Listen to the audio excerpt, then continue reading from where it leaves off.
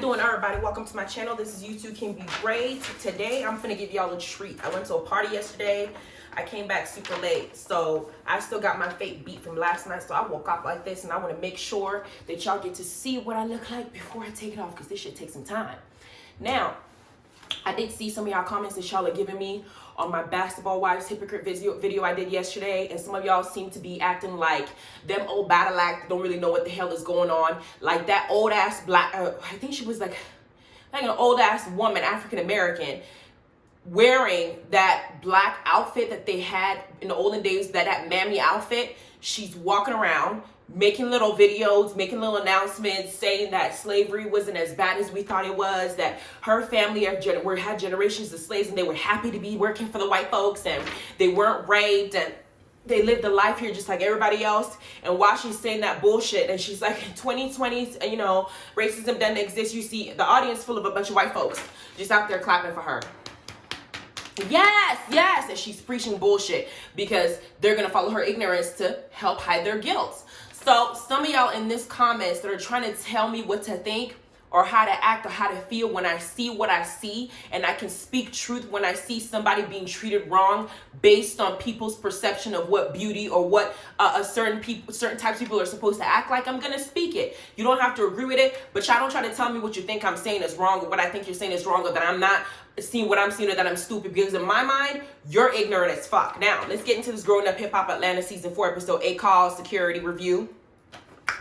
Redundant and Ayana are back with their argument. Last episode, they were arguing because it seems like Redundant wanted to have that, she wanted to hash out whatever issue she was having with Ayana because of some post she was making about Brandon, whose ass ain't even on the show anymore. And so Ayana had told her, I don't want to talk to you. I don't want to have this conversation right now. I want to do it in private. Matter of fact, I don't even want to talk to you ever in my entire life. You've been doing the entire most while you've been out here doing paintball. You're making all these damn noises trying to make sure I notice your ass. Now I feel like you're in my face because you really want me to give you the attention and you want to get your camera time. And bitch, since your music ain't coming out, this is the only thing you can do to make people talk about you. So I don't want to be that person to give you the 8 minutes of fame that you need. So Remarkable kept going, and Ayana kept pushing and pushing and pushing and pushing and pushing. Finally, Ayana was like, I'm sick of your ass. Redundant says something like, you know what, check my record or check whatever. I'm from the east side. You know what, you can check me. I don't want to have to whoop your ass. She said something like that. And Ayana was like, bitch, you ain't finna whoop my ass. So Ayana's like, bitch, what's up? What's up? And of course security comes, or people come around trying to hold her back, acting like she's gonna do something. Honestly, this scene was just stupid. The girl said she don't want to talk to you. She don't want to have a conversation with you. She don't have any in her spirit to have a come to Jesus moment with you. And I feel for her, because I remember when, was it Reginae Carter and Toya were trying to go after Brandon because Brandon had did something rude on one of the episodes that they had to one of her friends, Toya's daughter, Tiny's daughter.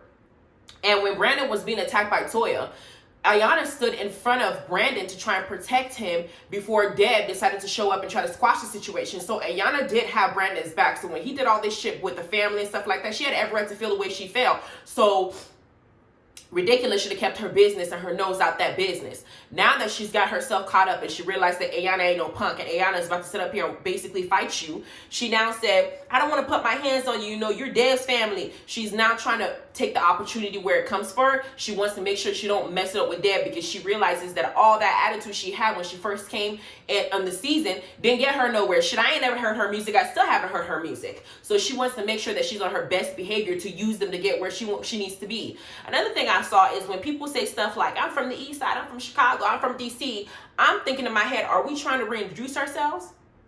Because that don't make any difference to me. I don't care, from the devil himself, I will still fight your ass till the end, because you telling me where you're from doesn't move my spirit. So all that, I think, is just complete bullshit. Now, Brat, Jess, Ree, and Diamond meet up to discuss doing a record outside what Deb initially wanted them to do, and nobody's wearing masks. And poor Brat, I feel for her, because you know she don't want to be around people when y'all not here wearing masks, and she don't want to go home and give baby any of this nonsense. So Jess is there, and Diamond's there, and Ridiculous is there, and they're talking about it. And all I can think of is they always seem to have these imaginary ghost-like records that they're recording every single season, and it never comes out. So I'm curious as to what's going to happen with this. Is just this a scene? Y'all just want to talk about music because it's Growing Up Hip Hop? because I don't see the actual music. I just see the actual talk about the music, and that shit ain't never come out. So they're talking about doing an EP by themselves because it seems like they don't want to work with some of the new people like Buku and that dude that wants Johnny's ass. I keep forgetting his name. What's her name's son? And then she don't want, more importantly, she don't want to work with Johnny because of how Johnny treated JD's studio when she saw Bow Wow, and Bow Wow was like, you set me up. So she just doesn't want to work with Johnny in any way, shape, or form. So she's going behind Deb's back and trying to do this with these other people that she feels are legit as far as who she knows in the music over there in Atlanta, whatever. So while they're talking about it, Ree decides to bring up Ayana's situation because Ree is not only a snitch, but she's a damn liar. The version she tells Brat makes her look like a damn victim. That she was there trying to fix things and trying to make amends, and she didn't do anything, and Ayana just started popping off and going crazy. She told the story in a way that will make her look favorable because she don't want to lose this opportunity. And she already knows that Ayana's going to march her ass over to Deb and tell Deb what this girl did to her to get her not to work on the EP or not to work with them or not to be around them. She knows this, bitch. So she wanted to go ahead and put the girl word into Brat's ear, knowing that Brat is also close to Deb, to get herself far. Remarkable is moving kind of like this right now in how she behaves because she didn't tell the full truth and I didn't appreciate it. So we get to the next scene where where Jess is complaining and saying, you know, I worked with Johnny Blaze in the past. I worked with her. She was making doing hair product promos, and they showed a little clip of it. So I think you should give her ass a chance because your ass needed a second chance. And it seems like to me, Brat, you know, John is changing and Brat don't want to give her a chance. So I understood that part of it. They both, you know, they both have similarities in how they used to act. The only difference is Brat found her way out of it after going to prison, and Johnny's still building herself out of it. Then we got Tammy meeting up with Deb because Tammy heard word on the street. And word on the street told her that Deb is working on an EP, and Deb was like, why do I need to talk to you about this? Like your ass want to be a part of it. Tammy didn't want to tell the truth and say, well, shit, y'all on this show and y'all always talk about music and y'all don't do shit. My music comes out, so I don't want to be a part of this little nonsense. That's why. But she didn't say that. Deb and her decided to, you know, talk about what's happening with her and the Brat, and Ayana shows up and does exactly what Ree knew she was going to do.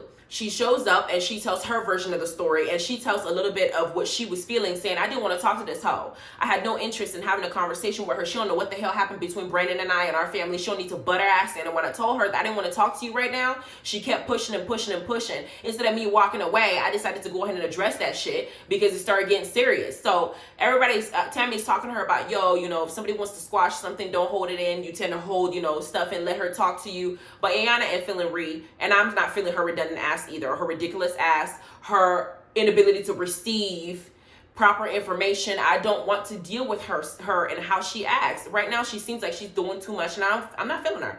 Then we have Johnny in a booth tearing that song up. Johnny has a beautiful voice, and that song was hard. That's what that was. That's the only person so far I've seen doing what they said that we're going to do. Johnny, don't be fooled. Some of these people might just be out there acting a fool. They don't really want to do what they say they're going to do. She's the only one actually making music and growing up hip-hop. The rest of them are growing up some mess. They're not really doing hip-hop. Then we have Johnny talking about how she's dealing with everybody not wanting to give her a chance when she just wants to work in general. And it seems like she's just doing what she said she was going to do, which is work. Then we got Pimpin saying that he's riding with So-So Deb family. And Diamond already feels some type of way about the EP because she feels like Deb is not really giving her information like she's a seasoned artist. And Deb is treating her like she's brand new, like Buku and some of the other people that are in this group that were supposed to be doing the We Are the World remix of what's happening today. So she's already not feeling it. You know, Diamond and Pimpin, they're two peas in a pod. So if Diamond don't want to do shit, Pimpin's going to go to that ass and try to not do it with her. Then we get to Bow Wow. And honestly, I feel like I need to just fast forward every scene Bow Wow is in because I don't understand why we're still seeing him. He doesn't seem to me as entertaining anymore. Every time I see his scene, it's just like his over exaggeration, him talking about himself and how much money he has and how much hoes come to him and how much his status is and what it seems like he's feeling himself too much for this show. And I know he's still making money. Bow Wow is still making money because he does have other things that he's dipped into financially. However, the way that he perceives himself is not the way that I see him. To me, he's not as big as he makes him seem. It's almost the arrogance is a huge turnoff. But we see that Dog is here raw dogging every female he has or he can find when he's out there partying and drinking and just fucking everybody with a post without any protection, because he don't care about STDs or babies, because it seems like there's a girl out there claiming that he has a baby, he has a baby with her, and now he has to figure out exactly whether it's his baby, because DNA matters when situations like this, number one, and number two, if he's gonna sit up here and now have to pay child support for another 18 years because he doesn't know how to control himself or wrap that shit up and behave like a responsible adult. So it's just, to me, when I see him talk, I just feel like I'm listening to a child. And I just want to fast forward his scene because he just looks stupid every damn time. Then we have Jess setting up a meeting with Brat and Johnny, because Jess in her spirit generally wants Brat and her to be together. I love how she calls Brat baby. Those two are cute together. The way that they are together. Brat went and got her a beautiful ass girl. To me, they're both beautiful, and I like that Brat is finally really happy. But Jess' ass, oh my God, Jess' booty, that ass is off the chain. Every time she turns around, I just want to say bless her. Every damn time. She got booty. Then Brat's expression when Jess tells her that Johnny is coming over, that shit was priceless. That was priceless. I love Brat. I think she's hella funny. And I know that she don't want to be put in a situation where she's going to have to go back to prison, because Brat will fuck somebody up in a heartbeat. That has been a proven fact. She ain't playing. So she don't want Johnny to be around and act crazy because she already not feeling her. But Jess is convinced that based on what she experienced with Johnny, Johnny has some growth. And she's trying to help her get where she wants to be, because I think Johnny deserves a chance. That girl has gone through a lot. She's absolutely beautiful. Every time I see her, she's gorgeous. And I like that she's doing better. So I think that, and she's highly talented. So I think if anybody needs a second chance, she actually does, because she can actually sing. That's the thing. We got a lot of people out here trying to be artists using auto-tune to make their voice sound better. And that shit is just, it's what is the norm now. But you got somebody who's genuinely talented. Johnny has the voice that could have gone far. I said it before. She could have gone as far as K. Michelle, or even further. But she got in her own way. Now that she's in the mindset of doing it, I think that the Brat should understand that she was once like that. It just took the other person longer to get to where she is, and she needs to give her a chance. I know she did some crazy stuff, but she didn't say that JD's mama and a lot of people have forgiven her for her antics because she made amends. Brat needs to get off her high horse and give this girl a chance. I know that people keep forcing her, and it's Brat's choice to do whatever she wants to do. It's her right. But I'm speaking for myself, and what I think she should do is that she should give this girl a chance, especially because Johnny is in the right mind to go and speak to her face to face and address whatever issue she has. So Johnny comes in, sits down. Jess goes in the back, and she goes to get Brat to come and face her. And Johnny starts praying. She said, Lord, don't let this lady the Brat starts praying in her confessional, saying, Lord, don't let this lady act a fool, because some people need to be put in their place. It's almost like she's already expecting something bad to happen. Johnny begins by saying that she doesn't know why the Brat doesn't like her. Now, there is a difference in not liking somebody and not thinking that somebody is a loose cannon. It's not that Brat doesn't like Johnny. It's that Brat doesn't like how Johnny has handled herself in the past and how Johnny has treated people that she cares about, including Deb Anthony. So I think that Johnny's missing that part, and it might help for her to take accountability for it and then make amends and say, hey, I really would like you to give me another chance. If I mess up this time, then you could write me off forever.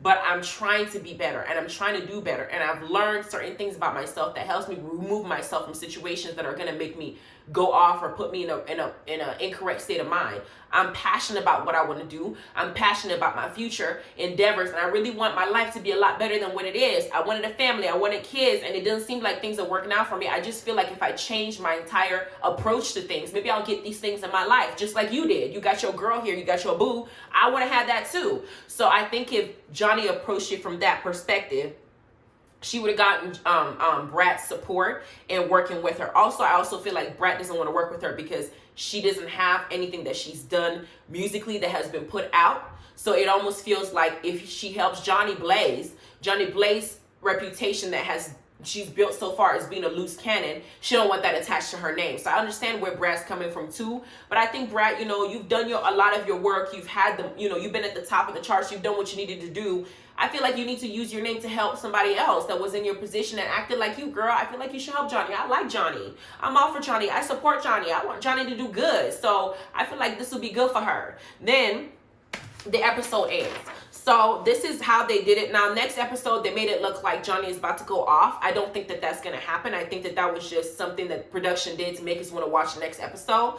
But I'm hoping that this other music that everybody is trying to do, Deb wanting to do this one, Brat wanting to do this one, Bow Wow trying to do stuff about his ex-girlfriends, and probably make it seem like they were the bad guys, even not admitting that some of them said that he beat their ass. So he cheating on them multiple times. So I don't know how his own verse is gonna go or what he's gonna do. I do know that when he does do that, it's gonna get him a lot of attention from a lot of people. Social media is gonna talk about it, and he's gonna be in a lot of interviews. And I think that's why he's choosing to do that, because he's gonna keep himself in the limelight for people to keep talking about him. He likes the attention. He likes that life. He likes the money, and if he has to embarrass himself and embarrass other people, that's what he's gonna do. Hopefully he don't talk about their puss and say something like they stink or something. Hopefully he doesn't do that. But hell, he does a lot of crazy shit. He got a baby on the way, and he's out here doing stupid stuff. So I mean, hell.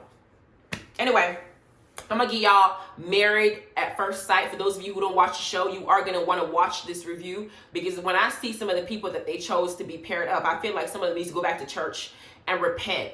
Because it feels like the craziness in this season is just, I can't even fathom that bullshit. So I'm going to talk about it in a minute. And I'm also going to talk about Love After Lockup and that bullshit too. Have a good day. Bye.